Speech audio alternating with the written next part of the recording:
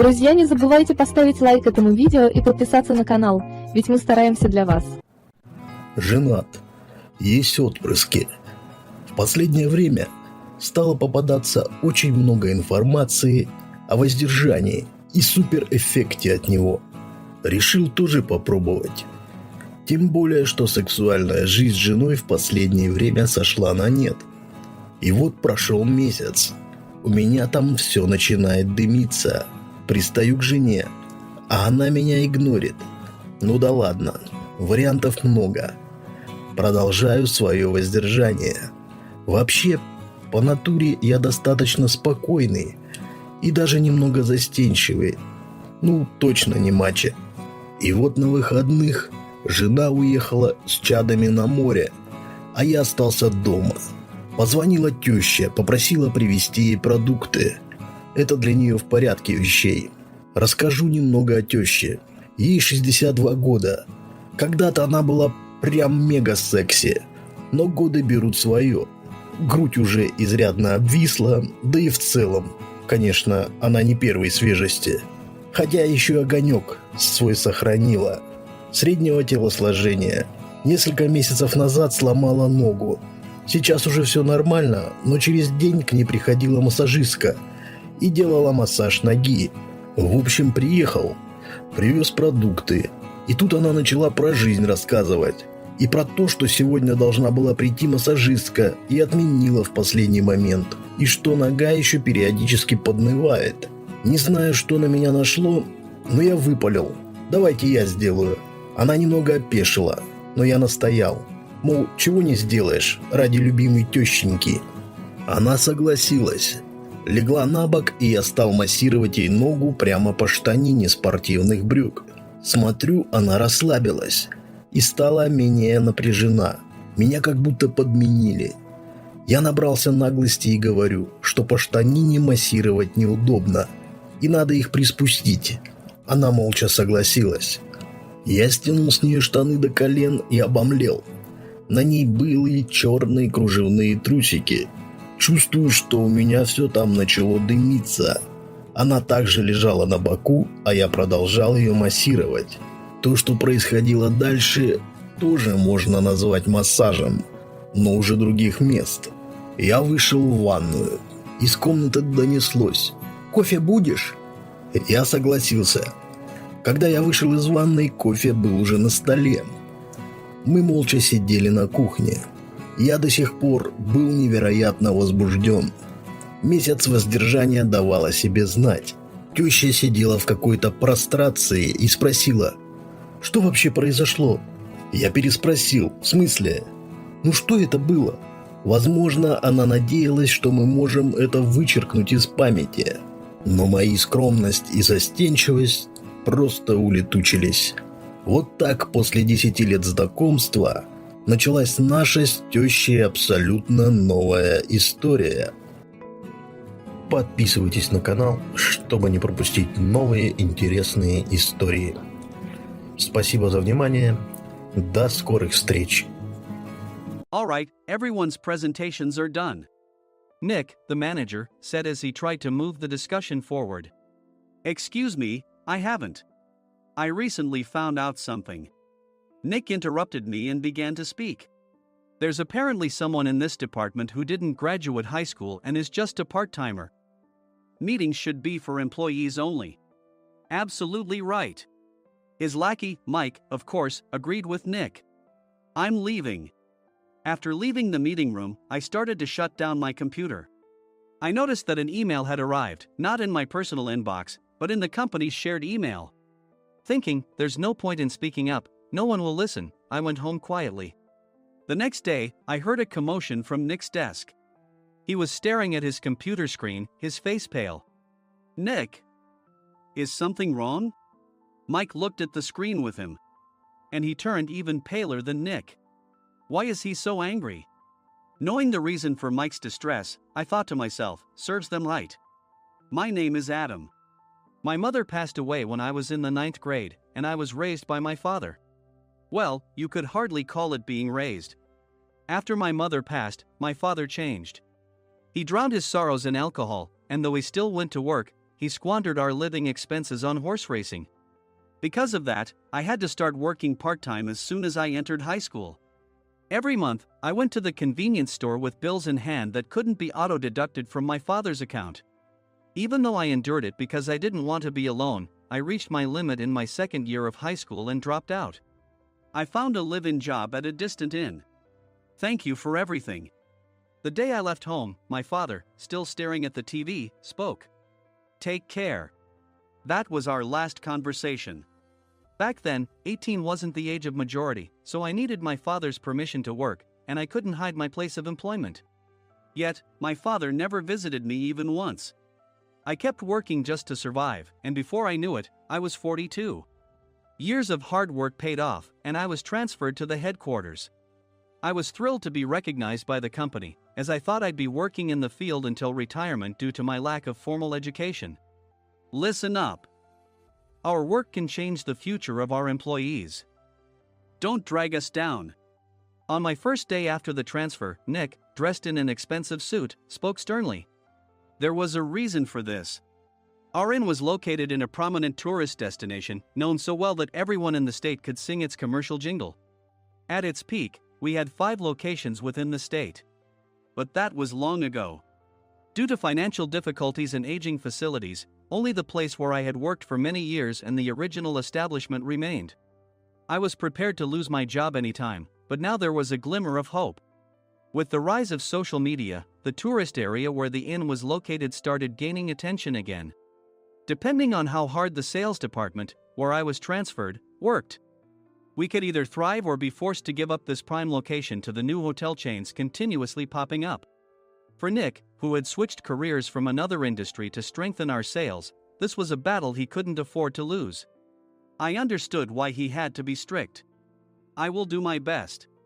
Nick sneered at my enthusiastic declaration. Did you not hear what I said? I'm sorry. I thought I was listening carefully. Out of habit from years of customer service, I apologized reflexively, though I had no idea what had offended him. Someone was watching me with a smirk. In this department, there are those who are expected to excel and those who have been shoved here because they have nowhere else to go. You are the latter. It was Mike, the section chief. He's 7 years younger, at 35. But he was called to headquarters much earlier than I was and had been moving around within the headquarters ever since. I'm not jealous, but I can't accept that he's my boss. Graduating from a prestigious university, he has an unusually high pride and caused many problems as a newbie, making things very difficult for me when I was the front desk leader. When I found out Mike was transferred to the sales department a month before me, I was disheartened. Mike is right. With just a middle school diploma, there's not much you can do. Don't even think about achieving results. As if I didn't exist, Nick remarked, I'm thirsty. Mike eagerly ran to the coffee maker. It seems Mike is Nick's lackey. I regretted being happy about my transfer to headquarters, wishing I had stayed on site forever. Send a direct mail to every company on this list by the end of the day. Nick only assigned me tasks that even a new graduate could handle. What? There are over 1,000 companies. You want me to send to all of them by today? Yes, if you and your fellow misfits split the work, even those with nowhere else to go should finish by today. I glanced at the employees typing away expressionlessly. They were worn out from customer service, only thinking about leaving on time, or were women reassigned after having children, with zero motivation for work. Even Sam, a new graduate from the same university as Mike, who was supposed to be among the expected achievers, had no enthusiasm for the job, having joined the company wanting to do customer service. I don't care what they say, I plan to quit anytime, he said. Only Nick and Mike were highly motivated, making all the decisions between the two of them. I originally only wanted to work at the inn to survive and had no particular attachment to this job. I swallowed my words, thinking I had no right to reprimand them. About a month after the transfer, Nick told us with a frustrated look. To commemorate the 50th anniversary, we've decided to create a plan exclusive for one group per day.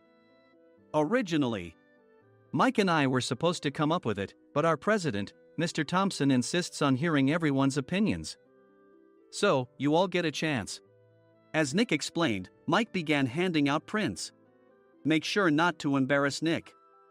If your ideas are half-baked, you'll have to redo them.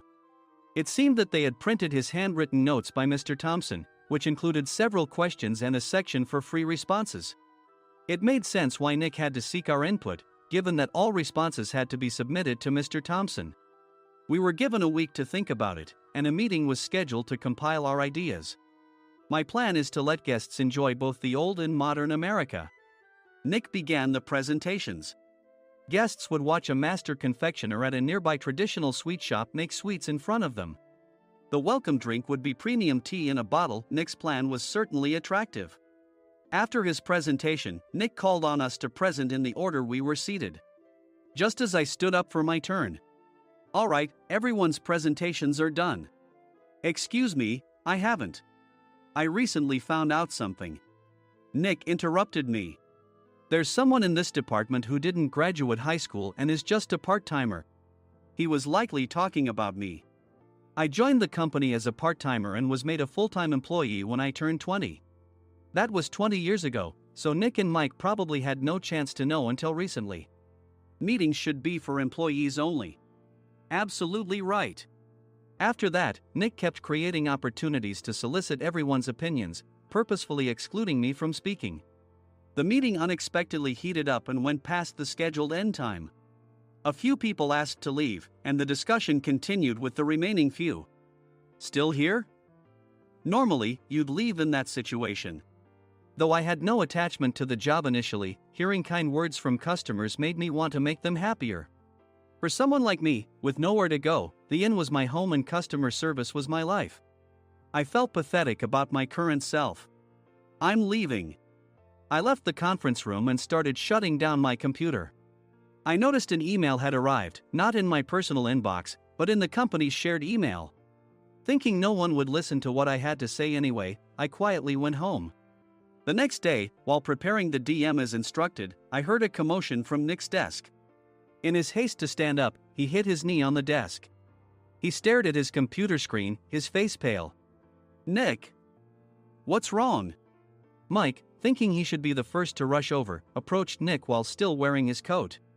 He peered at the screen with Nick. And he turned even paler than Nick. Why is he so angry? Who is responsible for this company? Nick, more irritated than ever, asked, and Mike answered without checking. Probably Sam. Sam wasn't there because he was attending a morning training session for new hires. Nick gave up on getting angry and returned his gaze to the screen. They were looking at an email that arrived right after the end of the working day yesterday. Apparently, no one, including me, had checked it before leaving. The email was from a large company that used us for their annual employee trips. The president and executives of that company also frequently used our services personally. President of the company, Mr. Mason himself, had declared that neither he nor his company would ever use our services again. Well, some companies cancel their employee trips or stop using our services due to financial struggles. Let's just move on. Mike kept wiping the sweat from his forehead with a handkerchief. Knowing why Mike was so agitated, I quietly watched their interaction. Do you know how much revenue we get from that company? We can find other guests to fill the rooms, but we'll lose the banquet costs, gift shop revenue, rental car fees, and more. Moreover, the gifts were supposed to be prepared by the traditional confectionery shop involved in Nick's proposed plan. If it's known that we incurred such a huge loss at this critical time, Nick's position in the company would be jeopardized. Nick took a deep breath, seemingly trying to calm himself. All right, Mike. Go to New York right now and apologize to Mr. Mason. What? You're coming with me, right? I have urgent work to do. I trust you, which is why I'm entrusting this to you. Please. Mike, believing Nick's sincerity, agreed with a determined look on his face, saying, yes. That's Nick for you. Even if Mike went to apologize, Nick would shift all the blame onto him if the client didn't change their mind. Well, it was Mike's fault to begin with, so it served him right. About 3 hours later, Sam answered a call from somewhere and repeatedly apologized, saying, I'm very sorry. Everyone watched to see what was happening. After ending the call, he informed Nick with a weary tone. When Mike arrived at the client's company, he only made things worse, further infuriating Mr. Mason. He was demanding, "Get his boss here immediately." It was no wonder Sam was exhausted, dealing with such a call right after returning from training. What is that idiot doing? Alright, Adam, you're coming with me. If sacrificing Mike didn't work, then I must be next. Normally, I'd want to refuse at all costs, but I saw an opportunity in this situation. If I can be of assistance, I'd be happy to join you. I obediently followed Nick, and we flew to New York. When we introduced ourselves at the reception, it became clear how serious the situation was, as the receptionist personally escorted us to the president's office. Angry voices leaked through the door, making both Nick and me uneasy. "Excuse me. I'm Nick, the supervisor. I understand my subordinate has caused you trouble, and I deeply apologize." Nick, with his experience in the corporate world, knew enough to offer an apology before excuses. However, his customer service skills left much to be desired.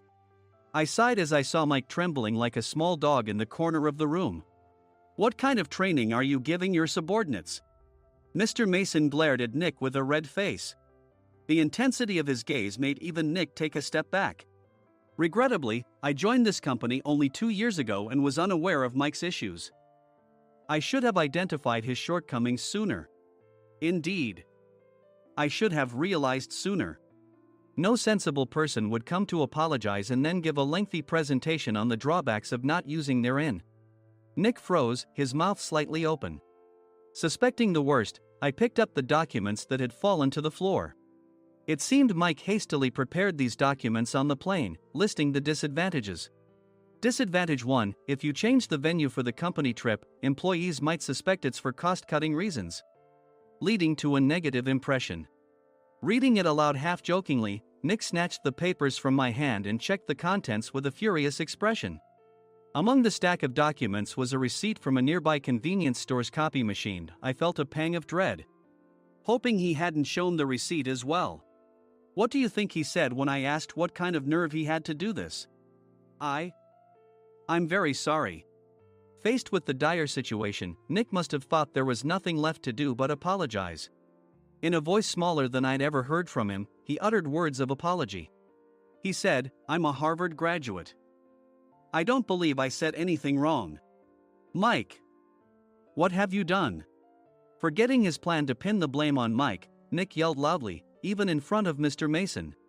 "I didn't do anything wrong." "You're still saying that? Look at him." Mike pointed at me with a shaking hand. "I was assigned to headquarters in my 20s and now I'm a section chief. This guy only made it to headquarters at 42. Everything I've done proves I was right. So why are we losing the contract?" Having said his piece, Mike collapsed to the floor. "Of course. You were sent there because you had nowhere else to go." Mike never expected to hear such words from someone he looked down upon. He lunged at me, and Nick hurriedly stepped in to stop him. "Mr. Thompson told me Mike is a quick thinker, and to take good care of him." There's no way he was pushed aside. "Don't make things worse here. He didn't say quick thinker, he said only quick-witted, didn't he?" I don't remember that part. I recalled the many troubles Mike caused when he was a newbie. When Mike was on the front line, his pride was so high that he never apologized to customers. Customer service, especially in our job, doesn't work alone. It brings both good and bad situations. If the front staff or housekeepers made mistakes, or the cleaning company didn't properly clean a room, one had to apologize to the customers regardless of personal fault. Mike, in such situations, would never apologize, insisting he wasn't at fault. This often angered customers, and as the front desk leader, I frequently had to apologize on his behalf. He caused complaints and disrupted operations, which is why he was quickly moved to headquarters. In departments where he didn't interact directly with customers, his quick thinking was beneficial and things went well. But it seemed his flaws were starting to show. Corporate reservations are supposed to be entered into the system by the sales representative. But a quick check yesterday revealed that more than 10 items were missing from the client's reservation. The handover document clearly stated what needed to be prepared. Why didn't you enter it into the system? Why do we have to give them special treatment? Filling rooms near the banquet hall, setting up all the food in advance. specifying the brand of wine. They're too demanding. No wonder he always angered customers, I thought, feeling a headache coming on. Grouping them in rooms near the banquet hall is for our benefit too. It makes it easier for the staff to set up beds and serve breakfast since everyone's schedule is synchronized. As for the other requests, Mr. Mason suggested them to lighten our load. I didn't know that. Nick finally seemed to realize that Mike was the one who had angered the client. What did you say to them? I just told them we wouldn't give them special treatment anymore. We shouldn't waste effort on things that don't bring in money. I was utterly exasperated at his lack of understanding of customer service. Of course, we shouldn't comply with unreasonable demands. But carrying over successful practices from past stays makes customers feel remembered and enhances their experience. Good memories encourage repeat visits. That's part of our job. I looked down at Mike, who was sitting on the floor. In our job, nothing is a waste. Mr. Thompson likely moved you to the sales department, hoping you'd finally understand this. How do you think he feels now that you've failed to meet his expectations? Mike, tears in his eyes, fled the president's office. I was amazed he still hadn't apologized. You have it tough, Adam. It's okay, we're all employees of the same company.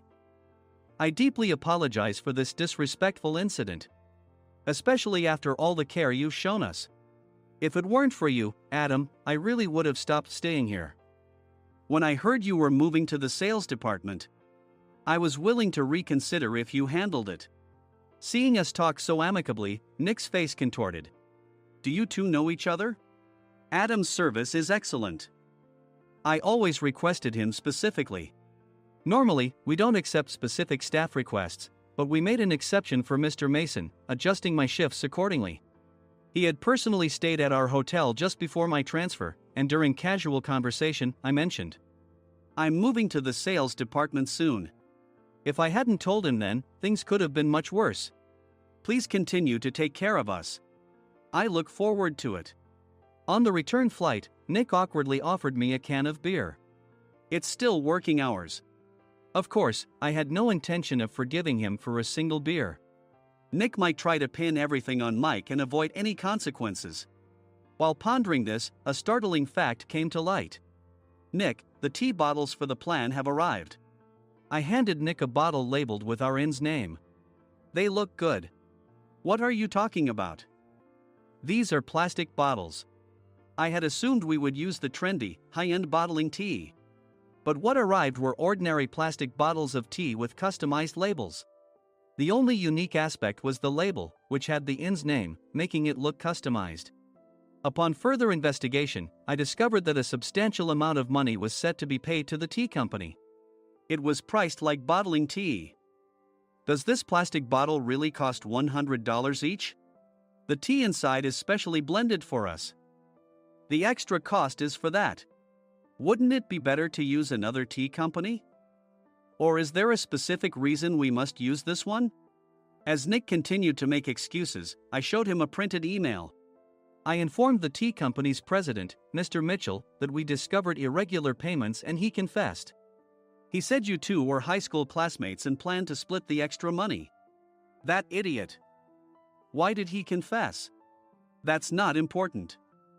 You should worry about yourself. This could turn into a police matter. Opening the bottle cap, I suggested. How about calming down with this tea? It supposedly has a relaxing effect. Nick drank the tea frantically. In the following days, decisions were made about their fates. Mike was reassigned to the General Affairs Department, with no chance of transfer or promotion, as per Mr. Thompson's orders. As for Nick, since the payment to the tea company hadn't yet been made, he narrowly avoided legal trouble. Instead, he was encouraged to leave the company, and to avoid further complications, Nick submitted his resignation. Rumor has it that connections between HR departments have made it difficult for him to find new employment. Even though it was good to have those two gone, something unexpected happened in the sales department. Everyone became motivated and united in refining the 50th anniversary plan. In the end, my plan was adopted. We collaborated with the Tourist Information Center to provide personalized guides. The plan, tailored to the number of guests, was truly special for the 50th anniversary. Hey, is Adam's family coming to stay? I immediately booked that special plan for my family. Sam noticed it on the reservation list and quickly picked up on it. Yes, I'm inviting my father. That's great. I might invite my parents too. I lacked the courage to face my father just as Adam. But here, with the confidence Mr. Mason praised, I felt ready. The 50th anniversary plan was a perfect opportunity to reconnect with my father. I hoped to bring back the days when we could laugh together as we once did.